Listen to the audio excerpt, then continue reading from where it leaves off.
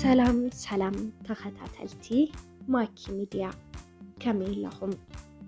ኣነ ደሓነ ፈጣሪ ዝተመስገነ ይኹን። ንስኻትኩም እውን በብዘለኹምዎ ሰላም ክትኾኑ ትምኒተዩ።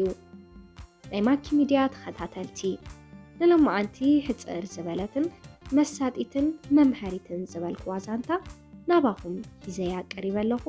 ክሳብ መወዳእታ ምሳይ ጽንሑ ሰናይ ምክትታል።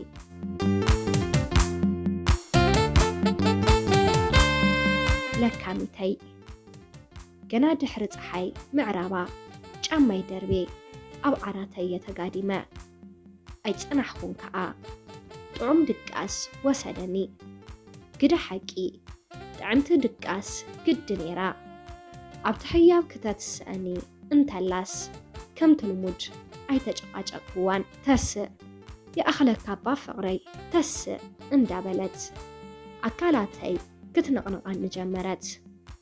በቃ ተስኤኮ ዝያዳይ ሕራይስከ ሕቆፈኒ ሰዓመኒ በለትኒ። ካብቲ ዓራት እግረይ ከወርድ ኣይደለኹን ስሒበ ሰዓምክዋ ኣይፀንሐትን እውን ምሳይ ደየበት። ንሳ ትስሕቕ ኣነ ድማ ኣትሪራ ሓቒፈ ክስዕማ ደቃይቕ ተዓዘረ። ህያበይ እታ ዲያረይባ ሰሓብለይ ክብል ጠየቅዋ። በጃኻ ኣዕልለንባ ኣይተፍቅረኒ እንዲኻ? ነታ ዲያረይ ኣቐበለትኒ። የፍቅረክ እምበር በልስምዕኒ ዝያዳይ። እቲ ንጉስ ንኽነግስ ብዙሕ ሰንከልከል መንገዲ የጋጥሞ። ኣብ ሕይወቱ ግን ክረኽባ ዝደሊ ገና ዘይረኸባ ህያብ ነይራቶ።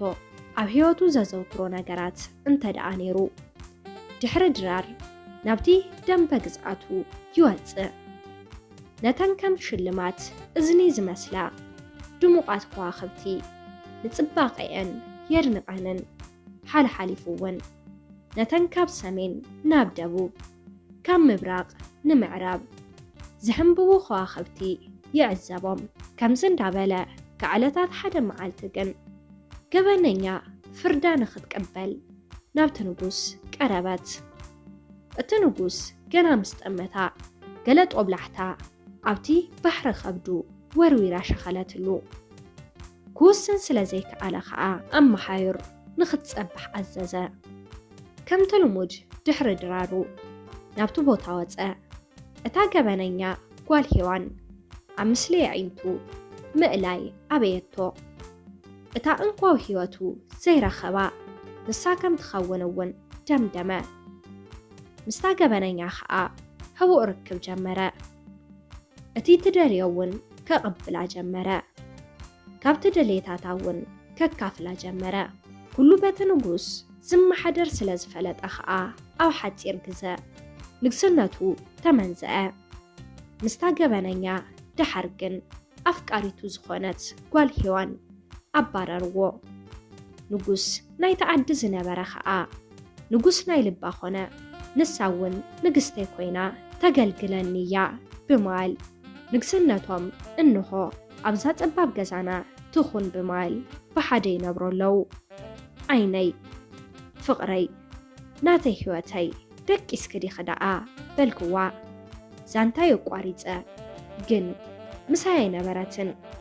ኣብ ሕቑፈይ ኮይና ደኣ ጀሚራታ እምበር ዛንታይሲ ኣይመለአታን ኣይሰማዐትንን። ነታ ሽምዓ ስሒበ ኡፊለ ብምጥፋእ ሓቑፈያ መሊሰ ደቀስኩ። ፀሓፊ ቢቢ፣ ተራኺት ማግዳ።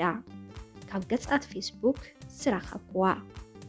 ሰላም ተኸታተልቲ ማኪ ሚድያ ለማዓንቲ ሂዘልኩም ቀሪበ ዝነበርኩ ነዚ መስል ነይሩ። ኣብዚ ዛንታ ሓሳብ ርእቶ እንተደኣሃሊኩም ኣብ ናይ ኮመንት መፅሓፍ ቦታ ሓሳብኩም ክትገድፉለይ ትኽእሉ ኢኹም።